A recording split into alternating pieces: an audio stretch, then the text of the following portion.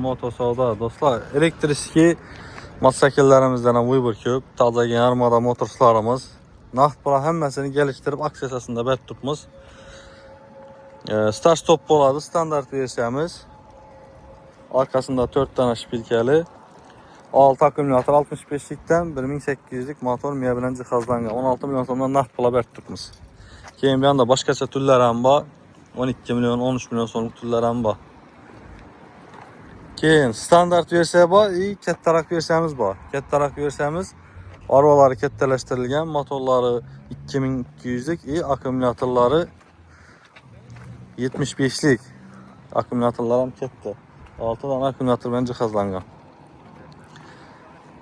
Mana shunday massakillarimiz bilan ichida. Oldindan to'lovsiz kredit ham chiqarib beramiz.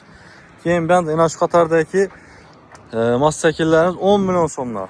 10 milyon so'mdan haydalmagan toza massakillar, akkumulyator qo'yilmagan, akkumulyatorlarni toza korobkani ochib qo'yib beramiz. Ina shu qatar 10 milyon so'mdan beriladi. Keyin ben 15 milyon so'mga eng kichik 500 kilolu benzinli massakillarimiz var. Katta qo'sh balonli samosval katta turlar ham bor benzinli massakillarning. Mana shu qatar elektrikchilar 10 milyon so'mdan boshlanadi. Keyin banda yana aksiya tushib turgan 12 milyon so'mlik massakillarimiz ham bor. Kelaversa Xorazm Motosavdoda Nalichida har xil turdagi elektrikli massakillar. Oldindan to'lovsiz kredit bor. Manzil Xorazm viloyati Qo'shko'pir tumani Jayxun bozorida joylashgan. Taxminan 12-15 xil tur massakillarimiz bor. Yine şu arka qatar 10 milyon so'mdan, belkiler 13-14 milyon so'mliklari bor.